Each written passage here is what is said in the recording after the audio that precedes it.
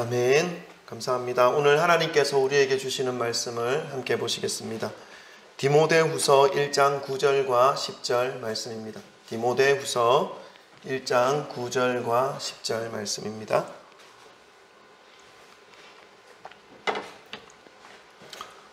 길지 않기 때문에 우리 한 목소리로 다 같이 합독하도록 하겠습니다. 디모데후서 1장 9절과 10절 다 같이 함께 합독합니다. 시작. 하나님이 우리를 구원하사 거룩하신 소명으로 부르심은 우리의 행위대로 하심이 아니요 오직 자기의 뜻과 영원 전부터 그리스도 예수 안에서 우리에게 주신 은혜대로 하심이라. 이제는 우리 구주 그리스도 예수의 나타나심으로 말미암아 나타났으니 그는 사망을 패하시고 복음으로써 생명과 썩지 아니할 것을 드러내신지라. 아멘. 할렐루야. 하나님의 은혜와 평강이 여러분 한 분 한 분에게 함께 하시기를 소망합니다. 아멘. 한 주간 잘 지내셨습니까? 아멘. 네. 보고 싶었습니다.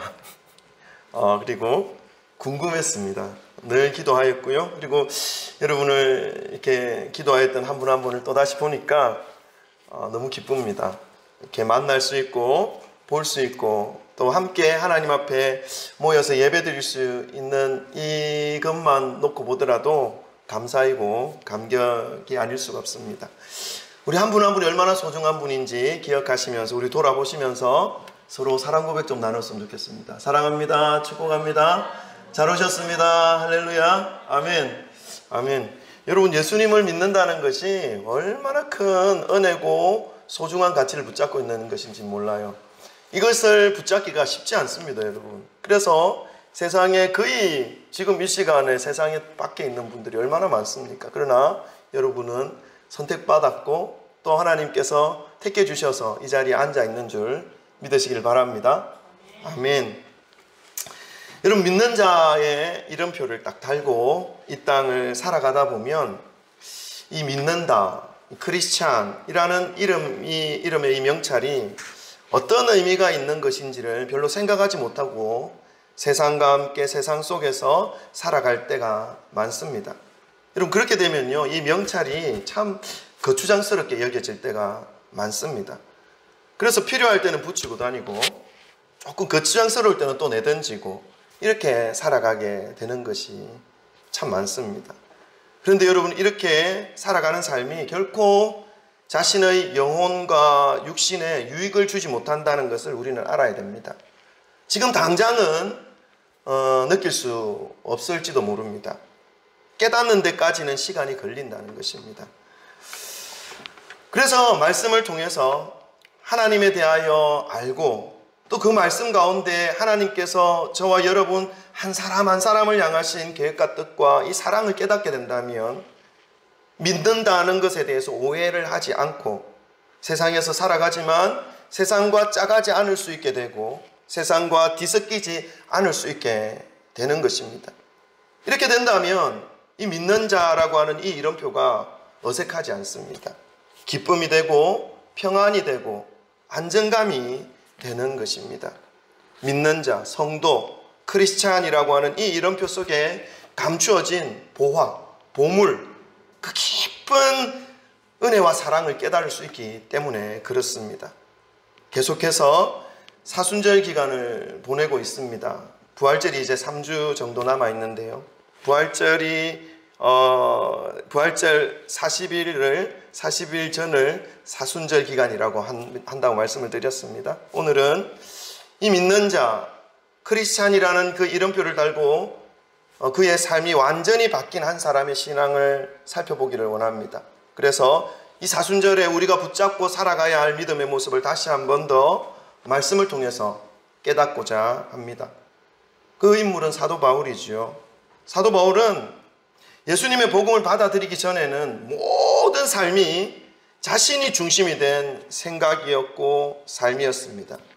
자기가 쌓아놓은 율법과 학문적 지식에 의해서 모든 상황을 판단하고 그래서 예수를 믿는 사람들이 자신의 생각과 자신의 학문적 기준에 비추어 볼 때 어떤 사람으로 보였냐면 미개한 사람으로 보였죠.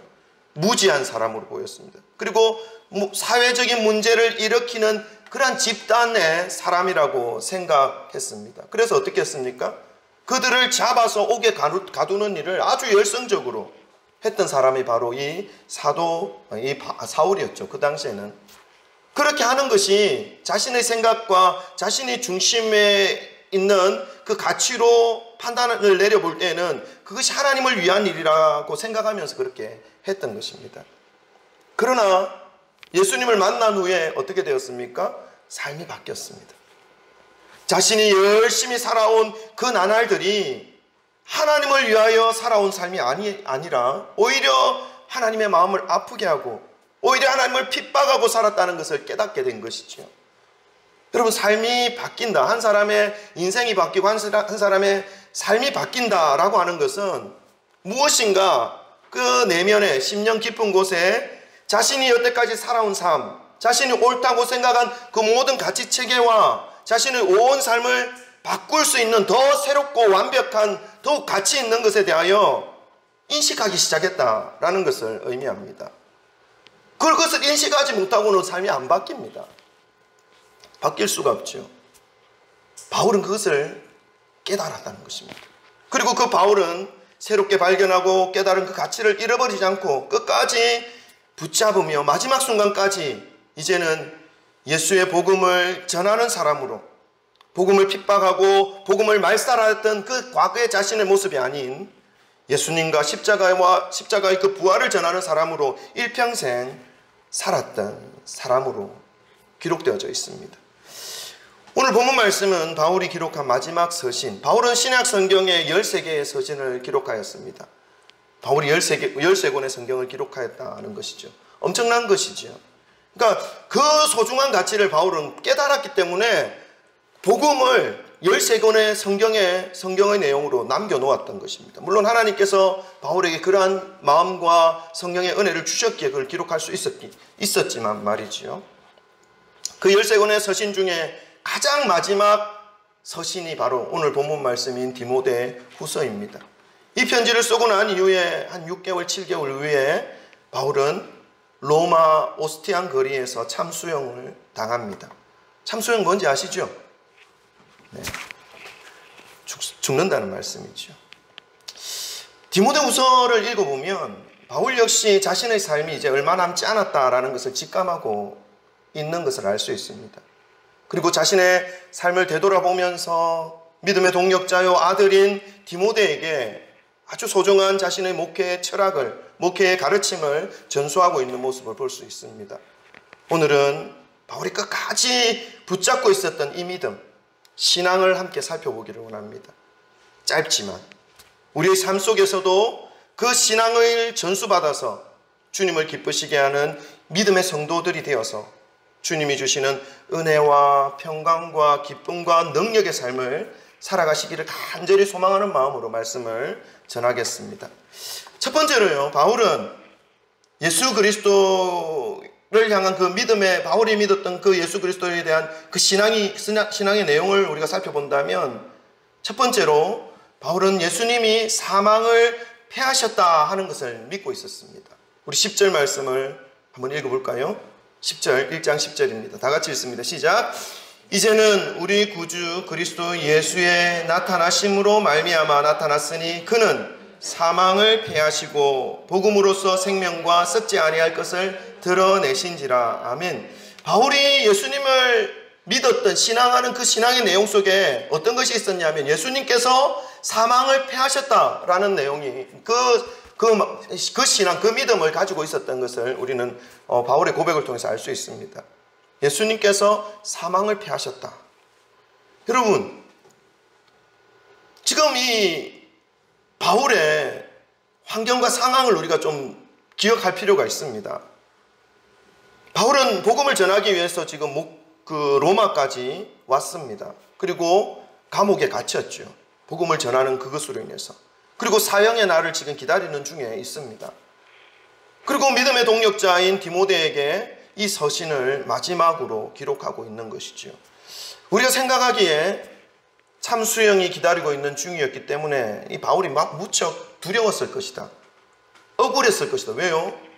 죄를 지어서 감옥에 갇힌 게 아니라 예수 십자가, 보혈, 부활, 예수님 앞에 구원이 있다, 이 사실을 전하다가 감옥에 갇혔기 때문에 억울하죠. 그리고 뭐라고 말할 수 없을 만큼의 답답한 시간을 지금 보내고 있을 것이다 라고 생각할 수 있습니다. 우리 생각에.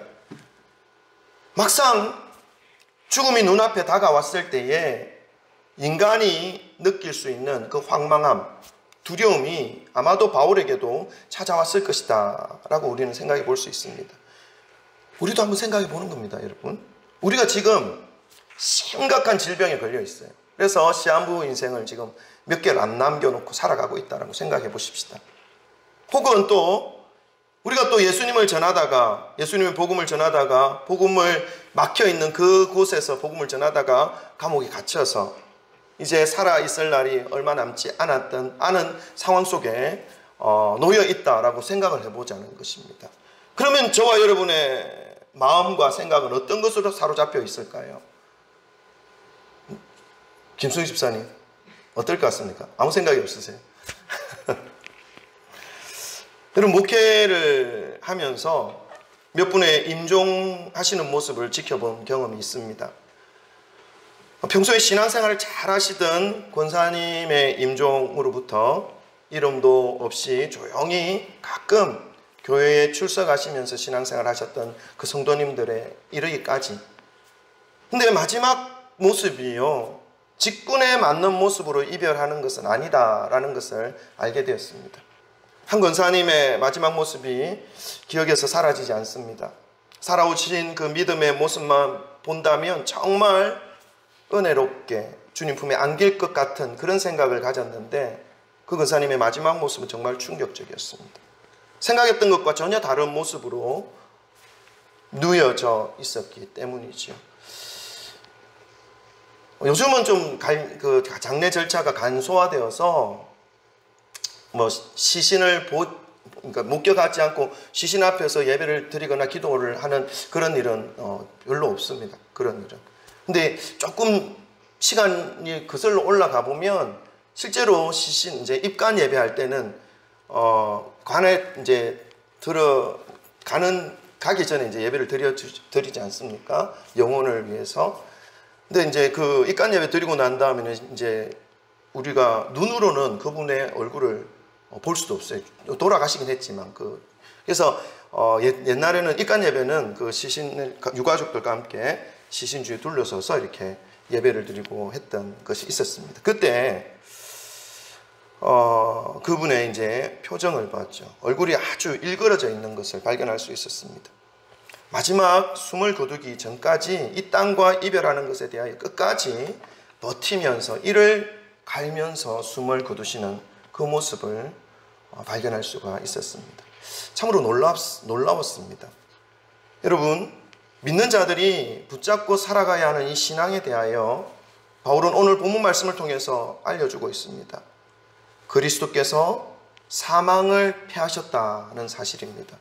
이 사망을 패하셨다라는 것의 의미를 우리가 함께 좀 살펴봐야 되는데, 이 패하셨다라는 단어의 이 원어 성경에서 찾아보면요, 카타르게오라는 단어를 썼는데 이 의미는 폐지하다, 허무하게 하다, 무효화하다라는 의미를 가지고 있는 단어입니다. 그러니까 이 예수님께서 이 땅에 오셔서 부활하심으로 인해서 죽음을 패하셨다, 죽음을 허무하게 하셨다, 죽음을 무효화시키셨다라고 선포하고 있는 것입니다. 그것을 지금 바울은 믿고 있는 것입니다. 그래서 예수님의 그 부활을 통해서 믿는 자들에게 놀라운 능력과 은혜를 주셨는데, 그것이 바로 사망이 왕노릇 못하게 하는 은혜와 능력이라는 것입니다. 그래서 예수님을 믿다가 돌아가신 성도님들의 그 장례식장을 가면요, 죽었다라고 말하는 것이 아닙니다. 잠잔다라고 말하죠. 왜냐하면 믿는 자들에게는 사망이 예수님으로 인해서 무효화되었기 때문에 그렇습니다. 폐지되었기 때문에 그렇다는 것입니다. 그래서 성도의 죽음에 대하여 성경에서도 잔다라고 표현합니다. 그리고 자는 것은 언젠가는 깬다라는 것을 전제하고 표현하는 말씀이시지요. 그래서 우리는 다시 만날 것을 기약하는 것입니다. 바울이 지금 참수용을 앞두고 평온한 중에 이 편지를 믿음의 동력자, 믿음의 아들 디모데에게 쓰고 있는 이유, 참수형이 바울에게 사망을 안겨다 줄 수 없다는 사실을 알고 있기 때문에 바울은 평안함 중에 지금 이 디모데후서를 기록하고 있다는 것입니다. 그리고 바울은 그 사실을 예수님께서 사망을 패하셨다라고 선포해 주고 있습니다. 그것을 신뢰하고 믿고 있다는 것을 말씀하고 있다는 것입니다. 사랑하는 성도 여러분, 우리 믿는 자들이 품어야 할 신앙의 핵심은 부활 신앙입니다. 사망이 나에게 있어서 왕노릇하지 못한다는 사실을 기억하시기를 바랍니다. 아멘? 안 믿으시세요? 여러분, 제 말이 아니라 하나님의 말씀입니다. 믿으시면 됩니다. 아멘? 증명해 보여주세요 하면 저 증명 못합니다. 그냥 믿으시면 됩니다. 아멘? 아멘? 아멘. 여러분, 이 사실을 믿기 위해서는, 이 사실이 믿어지기 위해서는 내 마음에 예수님의 피가 있어야 합니다. 그 예수님의 피가 나를 살리셨고, 그 예수님의 부활이 우리를 죽음에서 다시 살리시고 죽음을 무효화시키시고 영원한 생명으로 주님의 품으로 살아갈 수 있는, 영원한 생명을 얻어 주님의 품에서 살아갈 수 있도록 모든 것을 만들어 놓으셨다는 사실을 우리는 기억하며 이 믿음의 길을 달려가야 하는 것입니다. 이 사실을 가슴에 새기시며 이 땅에서 모든 상황 속에서도, 어떤 어려움 속에서도 흔들림 없이 평안함과 기쁨으로 이 믿음의 길을 가시기를 주님의 이름으로 축원합니다. 아멘. 두 번째입니다. 바울이 예수님을 통해서 가지고 있었던 신앙의 내용, 우리가 본받아야 할 신앙의 내용 두 번째는요, 예수님께서 복음으로 생명을 드러내셨다라는 것을 바울은 믿고 있었습니다. 10절 한 번 더 읽어볼까요? 10절 한 번 더 읽습니다. 시작. 이제는 우리 구주 그리스도 예수의 나타나심으로 말미암아 나타났으니 그는 사망을 패하시고 복음으로써 생명과 썩지 아니할 것을 드러내신지라. 아멘. 여러분, 예수님께서 복음으로 생명을 드러내셨다라고 하는 이 말씀의 의미가 어떤 의미일 것 같습니까? 그것은 예수님께서 이 땅에 오셔서 저와 여러분의 죄를 대신 짊어지셨습니다. 그리고 십자가에서 그 죄를 짊어지시고 그 죄의 대가로 인해 죽어야만 하는 그 사망을, 죄 없으신 예수님께서 죄가 없으셨다는 것은 여러분 사망할 이유가 전혀 없다는 것을 의미합니다. 그럼에도 불구하고 예수님께서 그 죄를 대신 짊어지시고 십자가에서 사망해 주셨습니다. 죽어 주셨습니다. 그래서 그 사망으로 인해서 저와 여러분의 죄가 사라졌습니다.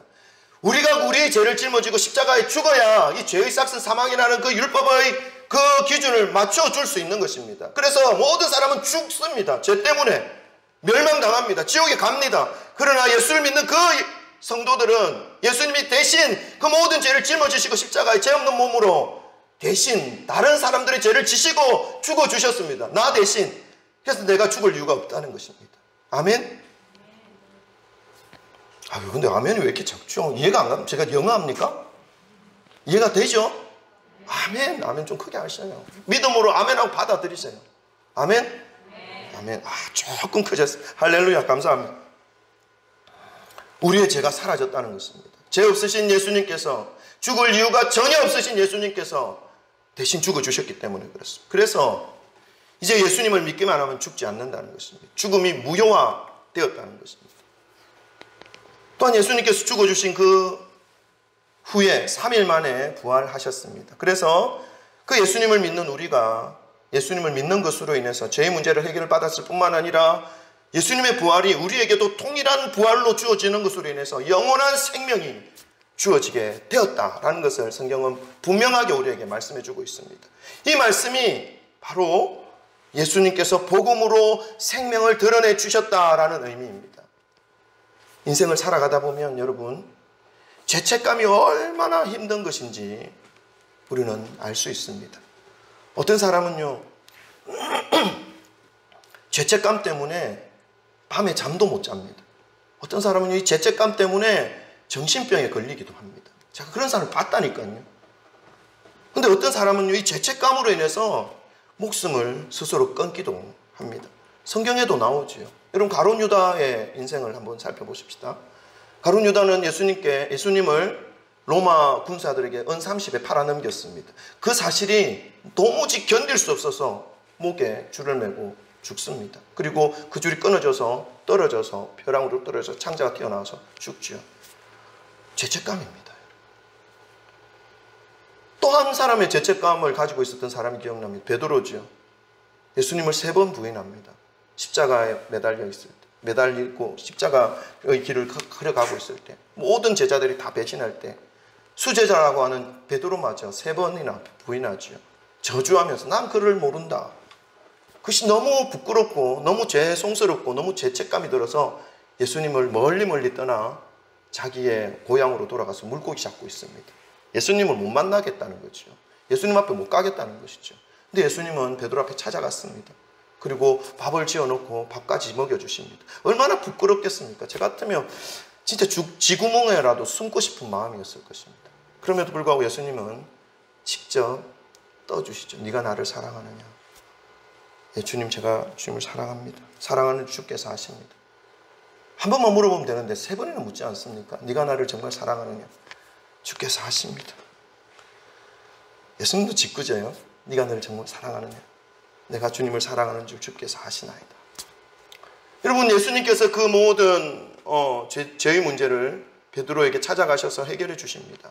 그리고 베드로의 삶은 이제 마지막 순간까지 예수님과 함께 복음을 전하는 삶을 살아갔죠. 두 사람의 길이 완전히 달랐죠. 죄책감으로 인해서. 여러분, 죄책감을 그대로 가만히 내버려두면 인간의 영혼을 파멸시키는 그러한 길로 가게 되어 있습니다. 왜냐하면 사단이 그것을 움직이기 때문에 그렇죠. 그러나 그것을 들고 예수님께로 나아간다면 예수님이 나의 모든 죄의 문제를 십자가 위에서 해결해 주셨기에 살아갈 길이 열리는 것을 여러분 기억하시기를 바랍니다. 아멘.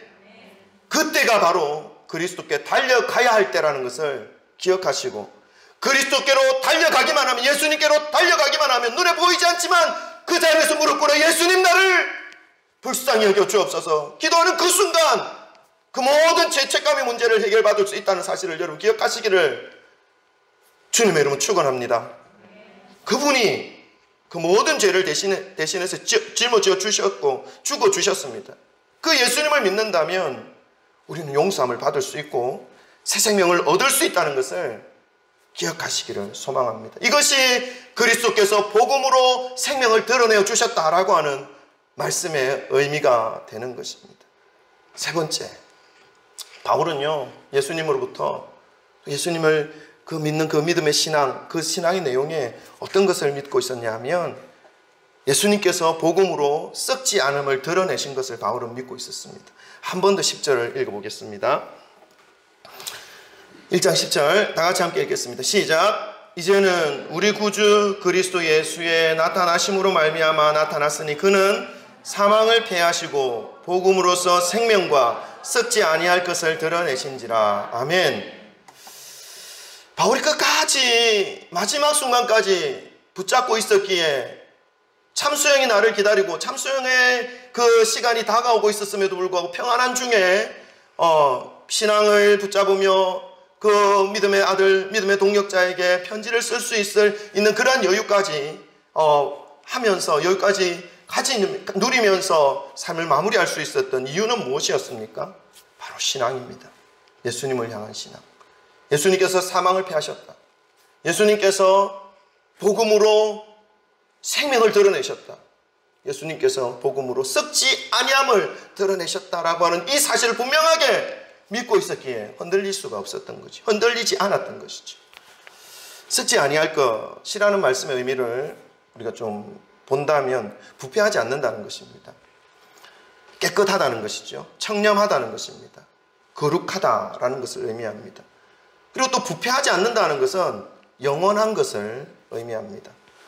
여러분, 이 말씀은 예수님으로 인해 우리의 삶이, 우리의 생명이, 우리의 부활의 몸이 부패하지 않는다, 깨끗하다, 청렴하다, 거룩하다, 영원하다라는 사실을 알려주고 있습니다. 그러니까 믿는 자에게 이 부활의 영광이 주어지는 은혜가 있다는 것을 말씀하고 있는 것이죠. 믿는 자들이 마땅히 품어야 할 믿음 안에는 이런 소망이 있어야 합니다. 이 소망을 가지고 있으면 죽음이 두렵지 않습니다. 죽음이 끝이 아님을 알고 있기 때문에 그렇죠. 근데 이 소망을 가지지 못하면, 이 소망이 없으면 두렵습니다. 마지막 순간에 원통하고 분통하여서 이를 갈면서 이 땅에서 이별할 수도 있는 그 모습이 될 수도 있습니다. 여러분, 이 소망으로 인해 육신적 죽음이 새롭고 깨끗하고 청렴하고 거룩하고 영원한 것으로 들어가는 출발점이라는 것을 기억하시기를 바랍니다. 이 소망을 가진 사람이 진정한 성도라 말할 수 있습니다.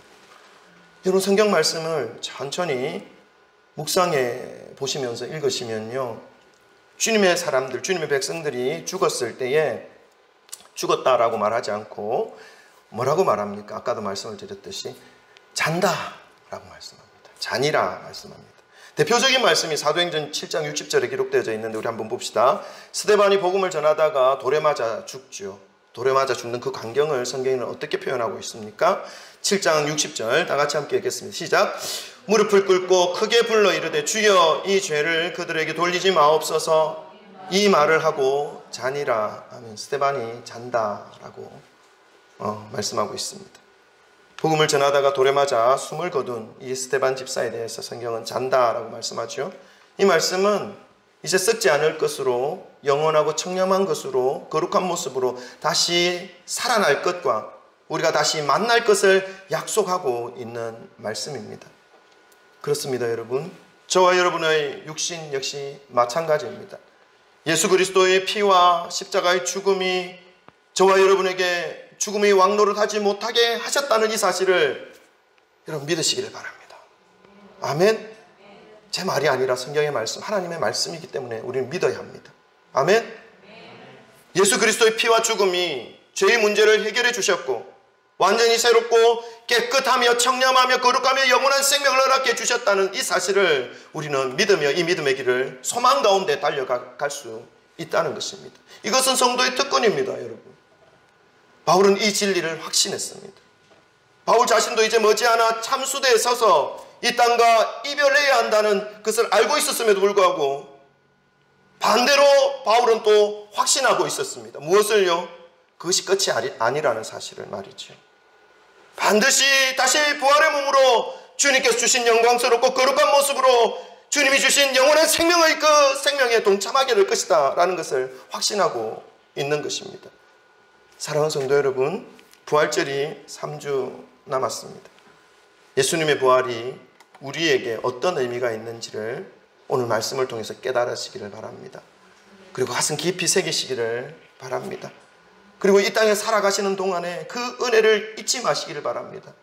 늘 나는 예수님의 그 사랑에 의해 새롭게 태어나고 새롭게 출발하고 영원한 생명 가운데로 들어가는 그 존재라고 하는 이 사실을 기억하시면서 이 믿음의 길을 완주하시기를 바랍니다. 예수님의 부활을 끝까지 붙잡으시고 주님이 주신 이 놀라운 은혜의 특권을 누리시며 마지막 순간 주님 품에 안기셔서 야, 너 고생했다, 욕봤다, 힘들었지? 닦아주시고 땀 닦아주시고 눈물 닦아주시는 그 영광의 은혜를 맛보아 누리시기를 주님의 이름 축원합니다. 아멘. 기도하십시다.